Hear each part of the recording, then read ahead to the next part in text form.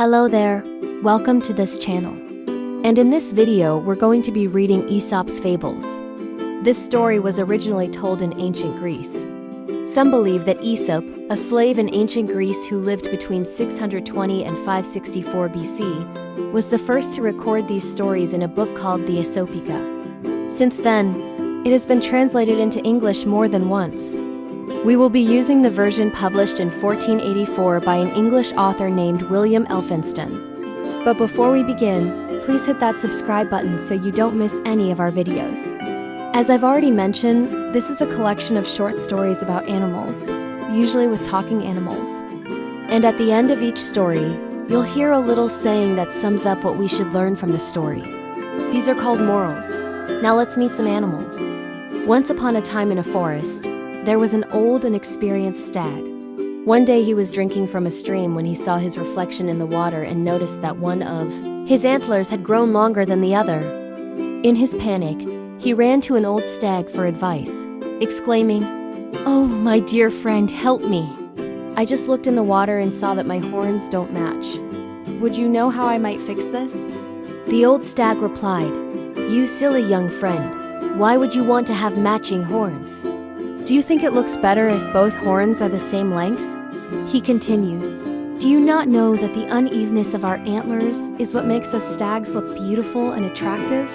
Hearing this, the young stag thought to himself, "I suppose I didn't realize how lucky I am to have such magnificent antlers." The moral of this story is that it is foolish to wish to be rid of something good simply because it is imperfect. Once upon a time, there was a proud and arrogant lion whose roar was so terrifying that all of the animals in the forest were afraid of him. One day while walking through the forest, the lion came across a mouse running along the ground. In a moment of weakness, the mouse squeaked, "Oh, please don't eat me, Mr. Lion. Instead of eating me, let me go and I will do the same for you in the future." And after hearing this, the lion burst out laughing. He then replied, "How could anything as small as you possibly help me?" The mouse said, "Even though I am small, I can still do great things. If you don't believe me, just let me go and I'll prove it to you." The lion was amused by the mouse's confidence and let him go.